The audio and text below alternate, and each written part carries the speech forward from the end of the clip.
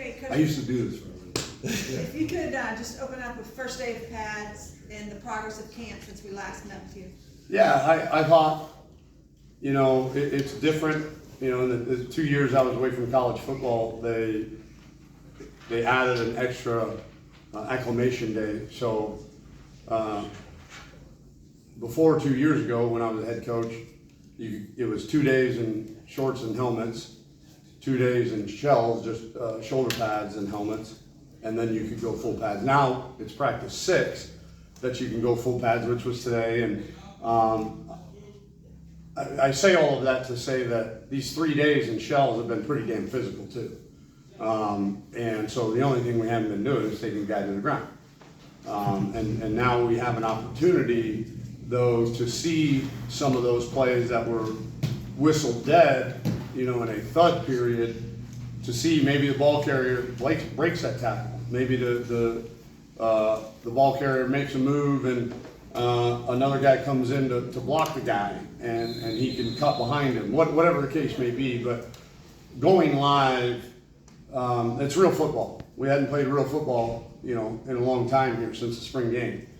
And it was nice. I thought the guys responded well. Again, as anywhere in the world, it looks like right now. I saw Coach Rock showed me a thing where somewhere in Iran had a 154 degree heat index within the last couple days. So it's hot everywhere, and we get it. And we're giving them breaks. We got water on the sideline. We hydrate test everybody. We IV the guys that need to get IV'd after practice, the whole nine. But we need to be mentally tougher, and the only way to get mentally tougher is to be put yourself in uncomfortable situations over and over and over and over and over again. And I think we're learning that. We're not there yet. There's some guys that think, well, I'm a public figure, so I gotta be careful here. There's some guys believe that, like a former pro basketball player, that practice doesn't matter, but most of us believe, like Michael Jordan said, in a 4-sentence quote that we showed the team the other night, he used the word practice or prepare 8 times in a 4-sentence quote on what it takes to be great. And there's a difference. And the price of a championship will never change. And it's not set by me, it's not set by the head of the NCAA, it's not set by Alabama, Georgia, Ohio State. It's been set by the football gods a long time ago. One, you need really good players. And that's why we work our tails off in recruiting. I think we do have some really, really talented players, plenty enough to win a lot of games with. But more importantly, the price of sacrifice. What are you willing? Are you really willing to sacrifice your comfort, your ease of experience, your lack of effort? Are you willing to sacrifice all of that to go as hard as you can for 2.5 hours on that field when you're in between those lines until you damn near can't go anymore? That's what we're looking for, and we don't have it yet from everybody, and we'll get there. There's plenty of good players, enough on this team for sure that we're going to play the 11 best players that don't put their team in harm's way by their lack of effort. And so that number is becoming fewer and fewer and fewer. And we teach everything in this program. We're very high-paid teachers. And we teach ball security one time in the beginning of training camp and in spring practice. And we tell them about the expectations of their effort level really on a constant basis. And so at the end of the day, we're going to teach mistakes, we're going to teach technique, we're going to teach plays and schemes and blitzes and the whole nine. We'll teach. That's what we do. But the 2 things we demand in this program are ball security and effort, fanatical effort. And so if you see a guy loaf, if you see a guy turn a hit down, if you see a guy turn a block down, that's when eyes change color and some harsh words get said. But everything else we teach. That's a long answer to a very short question, Katrina. I apologize, but I'm a little excited about first day of pads.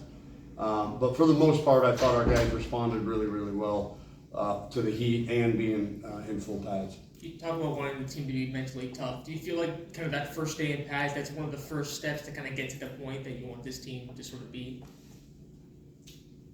A little bit. We know that there's going to be some adjustment. There is every year. We've been doing this long enough. I've been doing this, I think it's my 25th year. 1998 was my first year. It might be more than that. It might be my 26th. Oh, but I was out for 2 years. Anyway, yes, some rust, if you will, is expected on the first day of pads, but not tolerated either. You know what I mean? I think so. There's a fine line with understanding as a coach. You know that all day one in pads, most day one in pads are fairly similar, but also reinstilling on a second by second, minute by minute basis the expectations of what it should be. Tom, can you kind of assess? You talked in your very short answer to Katrina's question. You talked about the ingredients that the football god set forth a million years ago. Where were you when you got here, and where are you now, as far as closer to where you need to be? How can you kind of assess the progress that's been made? Yeah, I don't know how to quantify it per se, but I know we're light years from where we were, and I think some individuals in this program that were bringing a lot of guys down with them have been removed, and now those same guys that were getting pulled down by what we call the bottom 10%. Every organization usually has 10% of their organization is elite. You know, like, go look at that guy, see how he comes in early, he's a pro, you know, in our line of work, you know, he's in the training room, he's getting his phone, he's getting stretched while he's on his iPad, watching tape with his coach's podcast, narrating the video. That's elite. Then you got the bottom 10%, and this applies to any family, church, organization, business. I mean, really, you got the bottom 10%, which we call defiant and disinterested, and you try to help them early, and then those guys, if they're not receptive to help, then you got to move on. And then there's that 80% in every organization that's kind of in the middle, and most can be dragged or pulled either way. And around here, they were getting dragged. And now that a lot of the bottom 10% has been removed, now they're getting pulled by some of the guys on this team that are elite. And I'm really, really happy with where that's trending.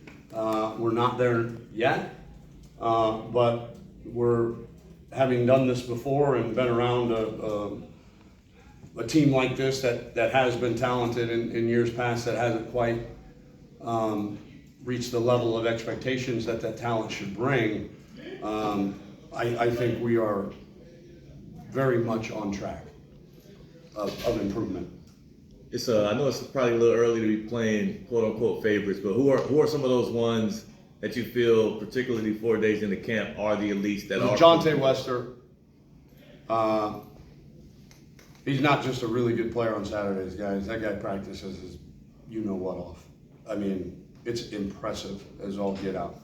I think our tailbacks practice really, really hard. All three of them, Larry, Kobe, Zuberi, those three guys, and even the couple young guys, they're learning a lot. I mean, they got three guys in front of them that I think all of them will at least get a shot in the camp to prove their mettle. And you know, the two seniors, I think, you know, if they show them what they're made of, which both of them are made of the right things, that they'll get a chance to stick in that league.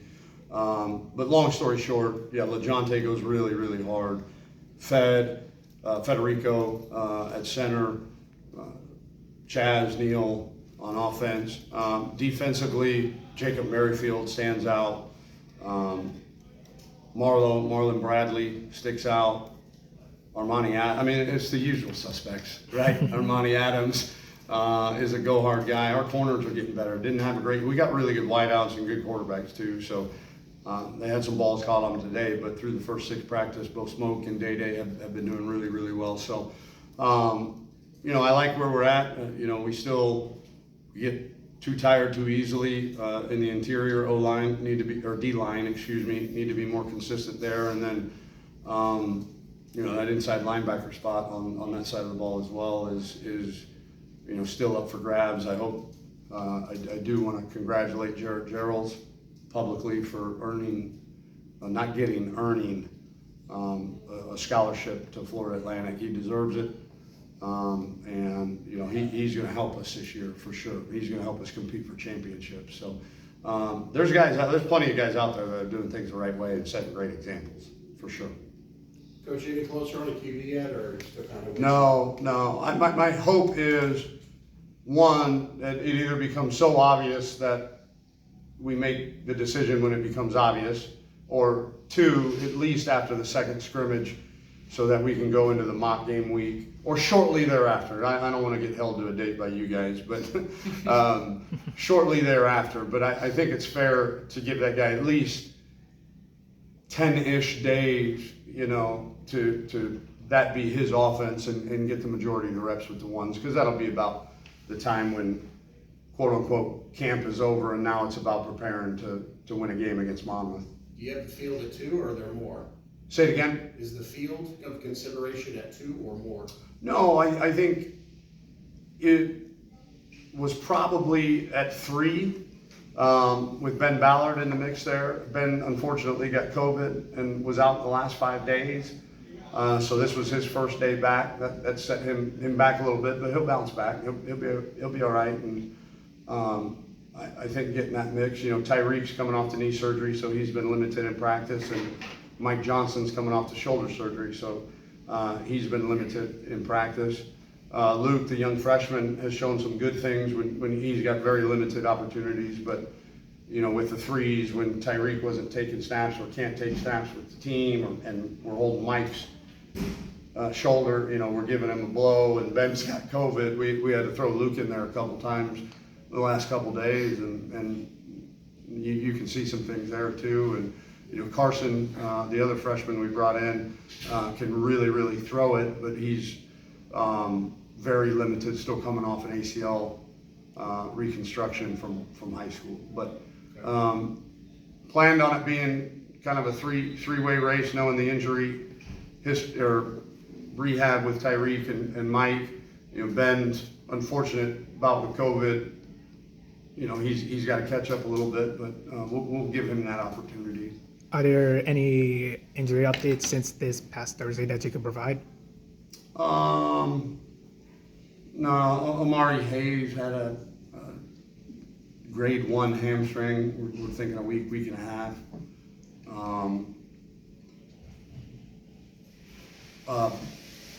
Who was it?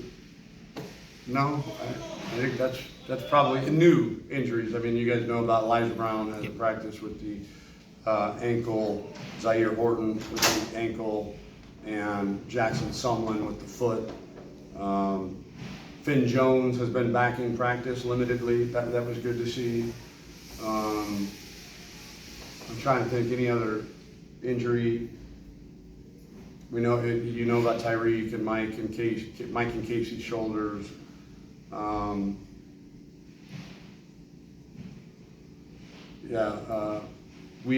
Wheeler got in. He was in a boot for a while. He had re-aggravated over the summer a Jones fracture on his foot that started to flare up. So he was in a boat.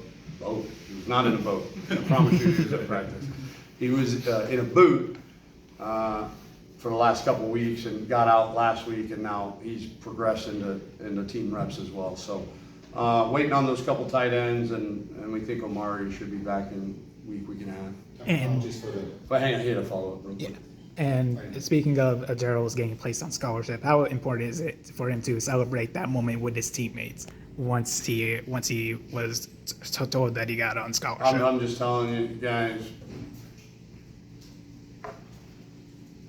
probably the coolest thing I get to do as a head coach. Confetti snow angels are fun. Kissing trophies are fun. Getting rings are fun. Kicking people's asses is fun. Okay? But when you give a guy that's worked as hard as Jared Geralds has worked and bled and sweat and cried for this program and this university, and you're able to reward him with his background, and he can tell it to you someday, that's not for me to tell. pretty cool. And for him to be able to share that with his teammates, that was real. What you saw in that video, that celebration, that was real. And just one of the, if not the most rewarding things I get to do in my job, which is cool. Go ahead. How do I follow that? Ruined it now. You've got it. I apologize for how broad. We even FaceTimed the folks and had a good cry, and But do you feel, this wasn't what I was gonna ask you, yeah, but. you'll get two. Has the I gave bar- him two. Has the You'll get bar two. gotten raised as far as when you put a kid on scholarship? Yeah, because of the transfers. Well, but I'm saying though, now that we've all seen videos from everywhere. Oh, in terms of the presentation of Yeah, it? like how do you do it? Yeah, it's like it becomes like Cops a have been brought in. TikTok challenge now. Yeah. I don't know. I'm just I mean, we have a deal that we call a night of testimony, and we partner each kid up that from different positions, different age groups, and they have to learn a list of questions about their partner and then present it to the team. And so the idea was given to me, like, hey, we should, if we're gonna put Jared on scholarship, because the last question they answer is, what is my biggest accomplishment? And of course, in typical Gerald's fashion, Nick Marino's up there, and you know, you gotta speak in the first person. I am Gerald, I'm from here, my mom's name is this, my sister's name is that. One of the hardest things I've been through is this. And then my biggest accomplishment, he said, was being the first in his immediate family to even attend college and to just earn a roster spot on FAU's football team. That was his biggest accomplishment. And so that's when I stood up and said, you're probably gonna have a bigger, biggest accomplishment after right now because you're on scholarship. So, pretty cool. Very cool. You referenced the 2 years away. What'd you learn? Oh, boy. I know. I learned in my, because going to the Bears, at least I was part of training camp, part of the season, and I wanted to do exactly what I did with the Bears. I didn't want to jump right back into coaching. I wanted to go learn the league, take a deep breath, and so it was really so I learned a lot about that league and about how to coach players of that nature, 32-year-old men that are married with kids and making 5 times as much money as you are, and you're trying to tell them what to do. There's a different dynamic a little bit there. So that was good to see. But really my year in broadcasting, it was the first August in close to 30 years that I had not been involved in a training camp. And so I felt like Brooks from Shawshank Redemption, like I didn't know how the real world works, and I tell the story all the time. Like I was on hold, I can't remember with who, and I'm screaming across the house to Michelle, and I'm like, Michelle, I've been on hold forever. What should I do? Should I just hang up and drive back or whatever? She goes, how long? I said, 7 minutes. And I just hear a freaking laugh across. And she's like, yeah, wait till it's an hour and 7 minutes, dude. And I'm like, so long story short, I learned how to be a real human being. It was great to be a dad. I got to help coach my young guys' little league baseball team. And but I also probably learned that today's generation of athletes, we're never going to lower our standards. That is never going to happen regardless of how the generation that you're coaching wants to be talked to or how they need to feel. We're never going to lower those expectations, but I think what I've learned that the delivery needs to be a little bit different at times, with this generation. Just kind of touching on just Casey a little bit, it even seems like when he's just kind of riling up the guys, he's already trying to be the leader, even though he missed a spring. Can you just kind of talk about how he's been acclimated to the team and just from your perspective, what have you seen from him? Yeah, I appreciate you giving him credit for that because that's a hard thing to do because he's got so much on his plate from learning the offense, and you can say, well, he was here all summer, I know, but 11 on 11 in pads and different receivers out there and, the whole nine, it's different. It's different. And so, but I heard it saying from an old country coach, he's got a lot of huts under the belt. Like, he's played a lot of snaps. He started at least 10 games for 2 different Power 5 programs, and, so he's seen a lot. So although he's trying to get his house in order, he can, as experienced as he is, he can do that as well as, you know, motivate and get the offense kind of cranked up. But I did see, I don't want this to go unnoticed too. I saw, because especially late in practice, those big guys, they started dragging a little bit, right, on both sides of the ball. I think it was supposed to be 114 heat index today. I don't know what it was officially, but Daniel Richardson did a great job of getting his O-line up to the line, and especially in tempo plays when it's you're 2 hours in, you're 320 pounds, you're fourth play of the drive, like, you know, and the offensive coordinator calls a tempo play. It's like, oh my God, you know. And so D. Rich did a really, I thought both of them did a much better job today of you know, being a thermostat rather than a thermometer, you know, setting the temperature rather than just reacting to it. So Dwight, how do you think your first day in full pads go? Full pads, it was very, very hot outside, which, you know, you can't get beat by adversity. I felt like we played pretty physical, pretty fast. Everybody was really fired up. It's first day of pads, you just got to keep it going. What's the biggest difference you have seen from yourself and the team compared to the first day of fall camp? I think the attention to detail, everyone was a lot more focused. The effort levels are getting higher and higher, although as time goes on, the effort usually goes down, but we've been doing a good job keeping it up. You're coming off a very big season last year where you got a lot of tackles, like second most behind fellow teammate Eli Adams. How are you feeling about your conditioning and game shape heading into the season? Just taking it one day at a time, you know. I mean, no one really wants to play 80 snaps a game, but if you have to, you need to be prepared to. So one day at a time, staying hydrated, staying safe, staying healthy. How are you feeling about the competition at safety? We got a couple new guys in the room.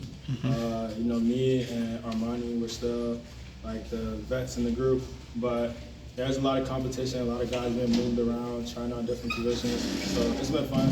How much has Coach Derek Gibson helped you develop your games from spring practice to now? He's helped a lot. Having a coach who's played in college, played in the NFL, it's a really big, what's the word? It's like a really big accomplishment. Like, he can show you things that he's done. You can see it from a different perspective, and everything, he's done it already. So it's a lot easier to learn from someone who's done everything that he's trying to teach you. And the last question is, what are some areas you and the safeties are looking to improve on throughout fall camp? We're trying to improve on our angles when we're coming out of the post, getting depth in the post, and just bringing our teammates along with us, like being the veteran group, leading the team. So, first day in full pads, what are your thoughts? It was a physical day, but my time up below, we made it a physical day. We came out as a team and we executed. I feel like as an offense, we executed. Do you feel like the intensity is just more amplified because there's full pads on, because you guys can hit each other? Yeah, you could say that. I mean, as an offense, we just first thing is physical. We got to be physical. I feel like as long as we're physical, everything else will work in place. And that's what kind of Coach said. Coach said that the team, he wants it to be mentally tough. Do you feel like you're kind of getting to that level? Yeah, we can't make like being in the cold or being hot mentally mess with us. I feel like if we mentally in the game, I don't feel like no team can beat us. What's the biggest difference you have seen from yourself and the team since the first day of fall camp? The fatigue, I feel like we're getting better as far as stamina, learning our plays, getting our playbook. That's about it. You mentioned the heat, but I mean, I know you guys are starting to get used to it. Maybe use it to your advantage when you have the teams come here, but you have to admit, pretty damn hot, right? Yeah, definitely. When we run maydays, when we go on a fast pace, no team can really stop that. That's our advantage, honestly. How are you feeling about the competition at running back, especially with McCammon and Kobe Lewis? I mean, it's just work. You know, it's work. I look at it as work. You know, everybody going, you do your job, you execute. That's all you can ask for in a running back room. And sort of looking at that from a team perspective, you have three guys in the running back room, including you, that can just rush for 1,000 yards at will. That has to be a big part of this team. Definitely. And either one of us, be coming. and it helps with going through that experience offensive line. Can you just kind of talk about the offensive line a little bit? Oh yeah, them guys pushing, them guys know their assignments, and we just every day we just getting better, knowing our assignments, knowing our jobs, so we can just go out in the field and execute.